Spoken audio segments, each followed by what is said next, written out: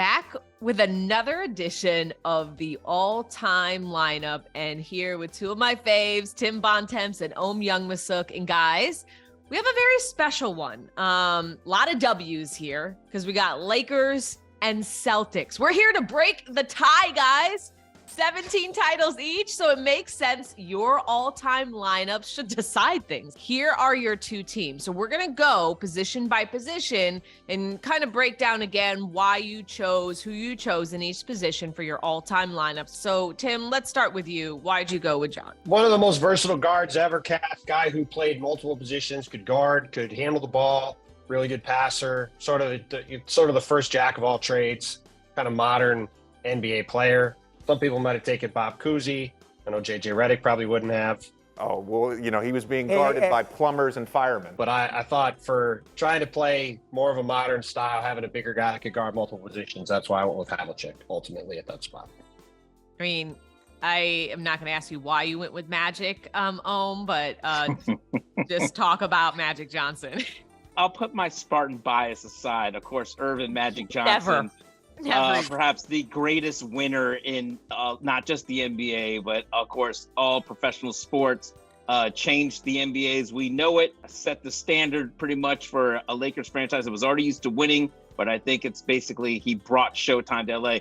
Now listen, we all know the famous line, Havlicek stole the ball. He gets it out deep, and Havlicek steals it over the stand zone.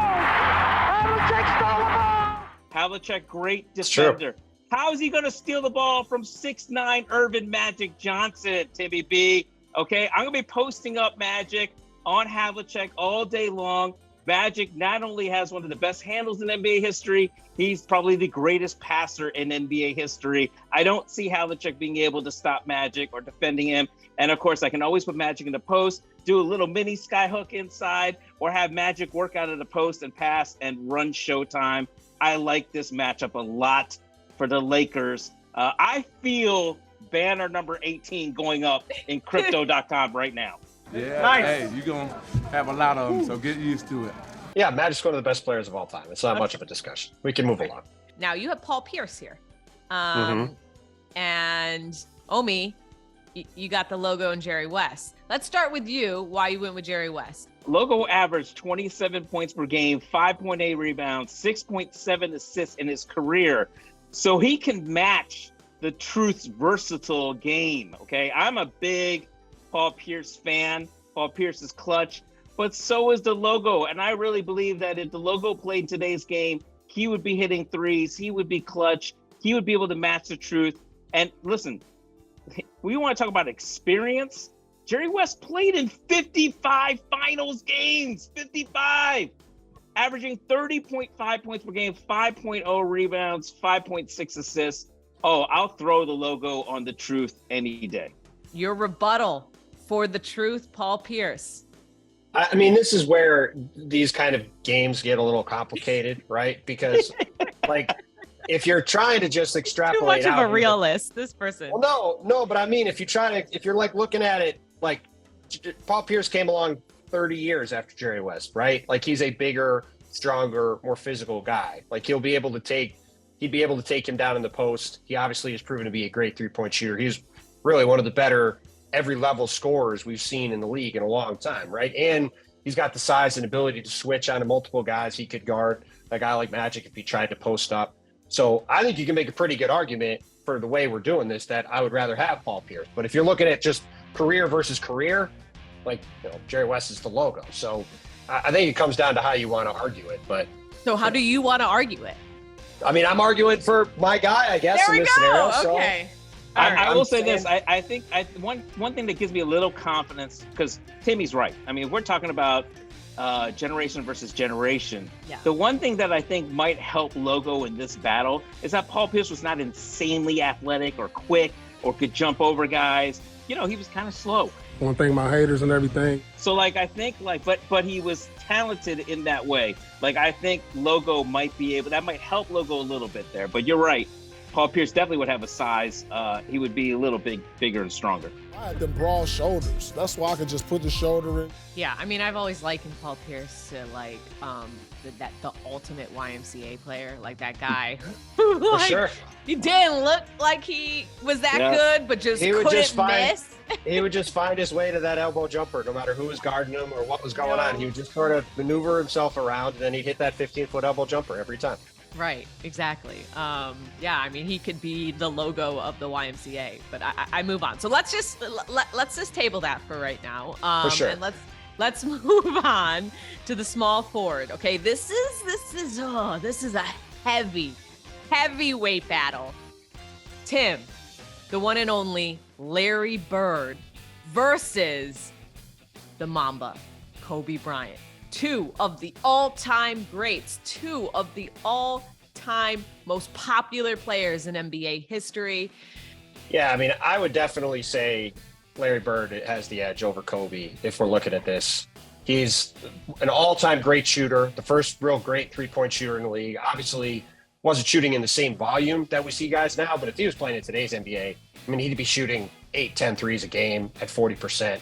And a terrific passer, can run your offense through him, was a really good defensive player, does not necessarily get the credit for that with the way he was able to guard at an elite level over a long time, and is, one of the absolute clutch players of all time too. So, it was obviously a very easy choice to have him as the starting small forward on this team based off his history, like you said, Cass.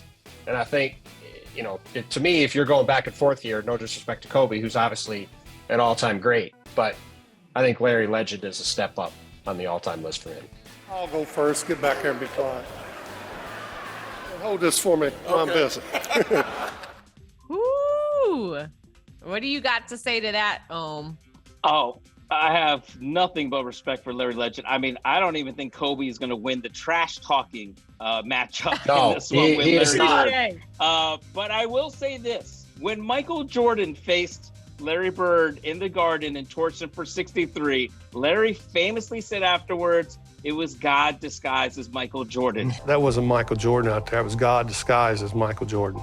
Well, you know what? I would take the best facsimile of Michael Jordan in Kobe Bryant, who might as well be a direct descendant and offspring of MJ, okay? Kobe averaged 25, 5.7 rebounds, 5.1 assists in his finals career. He always came to play. He was probably the closest thing we had seen as far as just like patterning his game after Michael Jordan. I think he will have his moments against Larry Bird. But to me, I mean, Timmy's team is probably entirely predicated around Larry Bird. So Larry Bird has to win this matchup. But I think it's not as easy as we think it's going to be. I think Kobe will give Larry everything and more.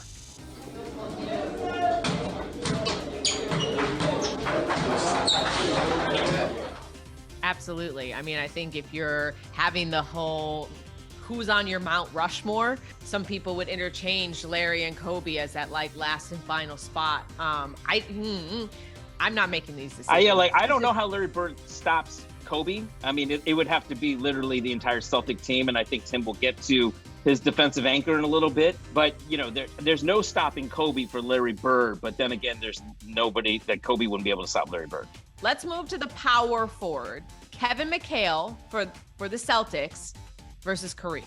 Here's where the entire thing changes, besides the fact that I already made the argument with Magic, okay? But we're about to really win this for the Lakers. As great as McHale was on both ends of the floor, and he could defend, and I'm sure he would muck it up, he's not stopping Kareem's skyhook, okay? Kareem averaged 24.7 points, 8.1 rebounds, 2.0 blocks in 19 finals games when the Lakers and Celtics played each other. Kareem can get the best of McHale anytime he wants. Of course, he's got a lot of other guys on the floor. Magic has the ball in his hands a lot of times. But when I need a bucket, and I absolutely need it, I can go inside. Kareem can hit that skyhook. Kevin McHale is going to need help defending Kareem Abdul-Jabbar. Yeah, I mean, honestly, the Laker team, I think, is a pretty clear favorite to win this regardless because of the two guys they have inside, starting with Kareem. Like, you have Kareem and later Shaq inside. You just can't match up with that. For as good as Bill Russell is, the guy we're going to get to, for as good as Kevin McHale was, that size is just too much. I mean, you've got Kareem doing the skyhook. You've got Shaq coming in and just terrorizing everyone inside. He's probably got 100 pounds on Bill Russell. And for as good as Kevin McHale is in the post, he's one of the great post scorers of all time. Kareem's got 6 inches on him, and he's a 6'10" guy. So, yeah, I mean, the Lakers forfeiting before the game is done. Well, it's not forfeiting. The Lakers, the Lakers starting lineup has 3 of the probably 8 best players of all time in it. No excuses. No excuses. If you're talking about winning a basketball game, like Shaq is maybe the greatest athlete to ever play basketball. So you put him out there with literally maybe 120 pounds or 100 pounds and just as fast as Bill Russell. Like, what's Bill Russell going to do against him? Bill Russell is probably the greatest defensive center, the NBA has ever seen. But at 6'10", 215 pounds, he's not going to be able to match up to Shaq, 7'1", 325. And I think Shaq being listed at 325 is probably generous, trying to make Shaq prime, no one than could what he match was. up with Shaq. So Shaq, Right. yeah. I mean, like, they would literally have to triple team Shaq inside. Shaq was the most dominant guy we've ever seen. There's no stopping Shaq. Against Dudley. Nice move. Shaquille O'Neal was so powerful on that move. Yeah, I just think there's too much firepower on the Lakers side for as good as the Celtics side. I mean, Timmy B, I didn't even include LeBron. LeBron would be coming off my bench. or Will, or Elgin Baylor.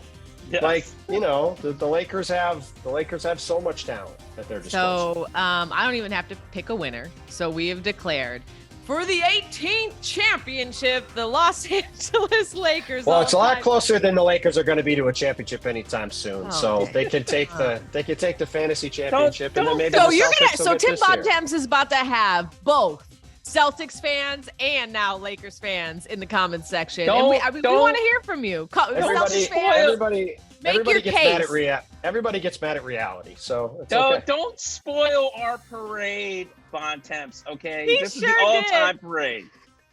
Not gonna let Well, you they rain haven't on had my parade. They never got the parade for Title 17, so they can have the parade for this. That'll be good.